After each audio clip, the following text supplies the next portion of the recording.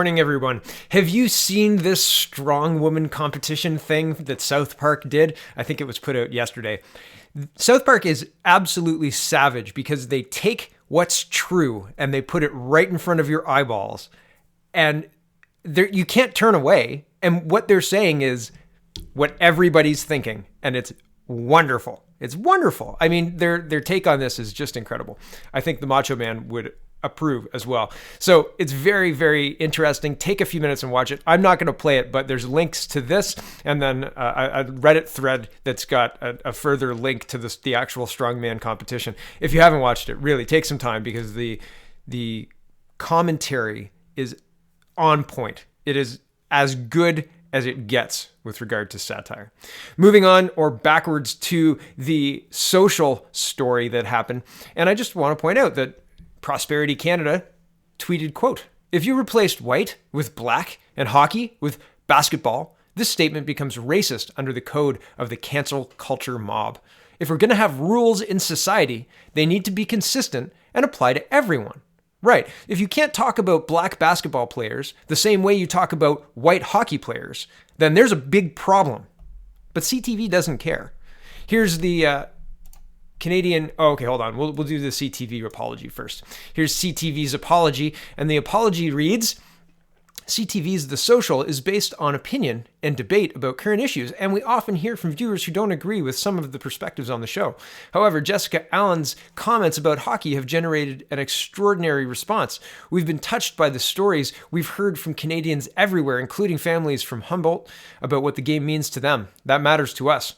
We would like to apologize to everyone who is offended by the remarks and let you know your feedback sparked much debate and introspection at The Social and CTV. We won't restrict our hosts from offering their opinions on an opinion show, but we'll always listen to viewers when they offer theirs."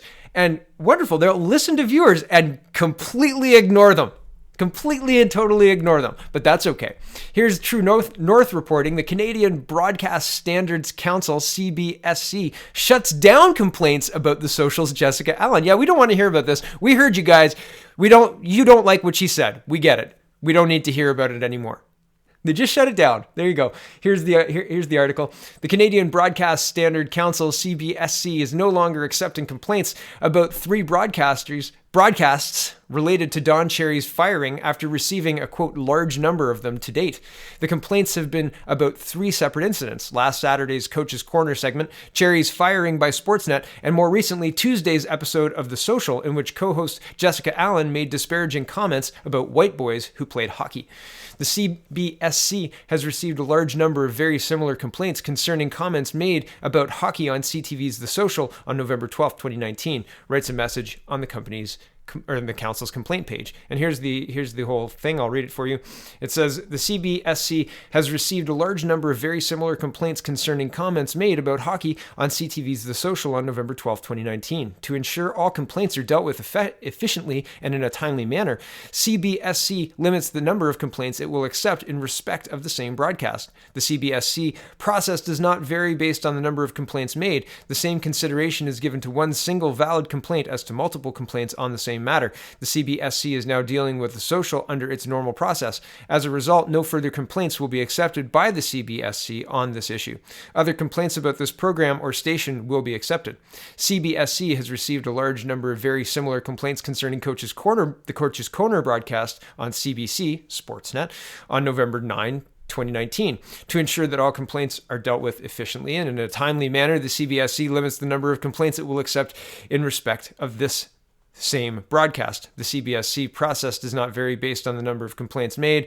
The same consideration is given to one single valid complaint as to multiple complaints on the same matter. The CBSC is now dealing with comments made on the Coach's Corner under its normal process. As a result, no further complaints will be accepted by the CBSC on this issue." And basically, it's the same statement on the firing of Don Cherry by Sportsnet. They say that the CBSC was not involved in that decision and has no jurisdiction over the employment or operation matters of its member stations, nor can it require a station to remove an on-air host. The CBSC will not be accepting any additional complaints on this topic. The CBSC has not yet issued a decision on Don Cherry's remarks on Coach's Corner of November 9th. So they've closed the comments on the social. They don't want to hear about it, and they've closed comments on Don Cherry, and they haven't ruled on anything with regard to the November 9th comments, and they no mention of ruling on anything with regard to the social comments on November 12th. I just find it interesting, right? Like, you get to have outrage if Don Cherry makes a comment, but if Miss Allen makes a comment, no outrage is allowed. In fact, she's right, and Don Cherry's wrong. It seems like anybody who disagrees is being noted and put off to the side, right? It seems like if you don't pull this very clear, very obvious rainbow-colored rope, if you don't have your hand on it and you're tugging with us, there's a problem. And it's not necessarily LGBTQ. A lot of the rope is green as well, right? But there's a big problem with all this is these ideologies are getting usurped by something much, much worse. And it's not going to help anybody. It's very concerning what's happening, because when you silence speech, when you say it's okay to have your speech silenced because you're white or you're old or whatever it is that makes it okay for Don Cherry to be fired, but Jessica Allen to keep her job, whatever that is in your brain, it is not helpful to you. Because, well, when they came for Don Cherry, we were silent because we weren't Don Cherry, right? When they come for you, who will be there to speak up for you, right? Nobody, because everybody who isn't towing that rope, who isn't helping pull along that green and rainbow-colored rope, has been silenced or got into line or unpersoned online. I don't go on Facebook anymore. There's a reason for that. I go on Twitter because that's where the discord is, the political discord these days is, but volatile and censored, all of that stuff is true. So it's very interesting to watch this very clear Don Cherry gets fired for comments that are not nearly as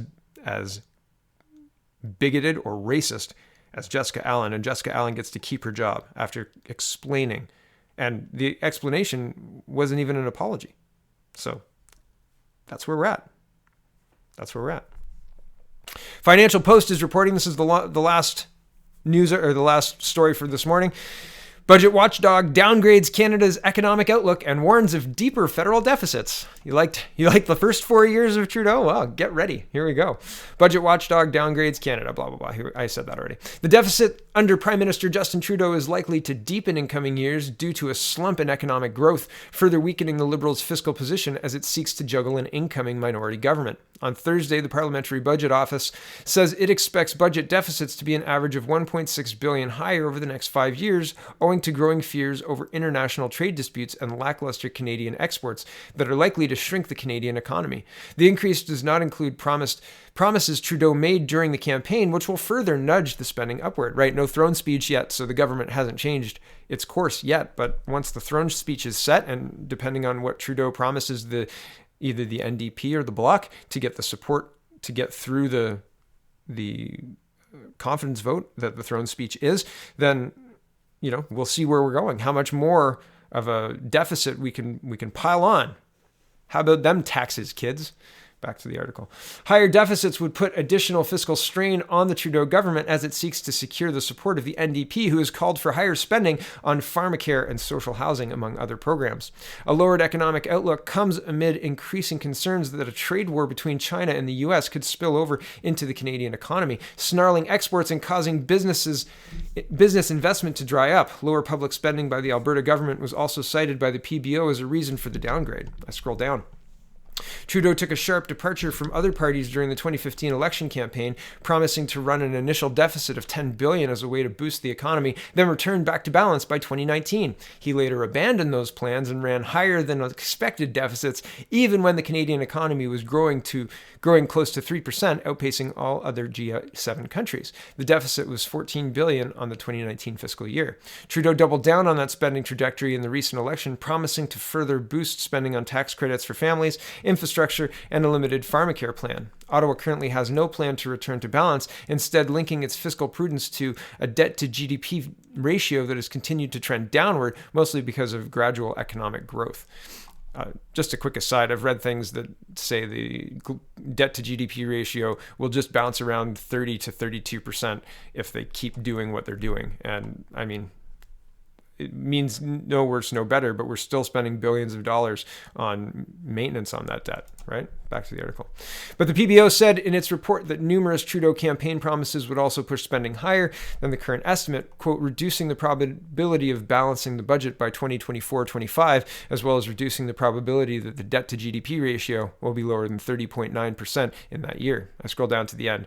Worries over the state of the global economy further worsened after numerous central banks from the US to Mexico to Egypt began cutting interest rates, citing global trade tensions. The Bank of Canada has remained an outlier and has held rates at its current rate of 1.75%, and the PBO expects that the bank will only continue to increase rates in the second half of 2020 after trade spats dissipate.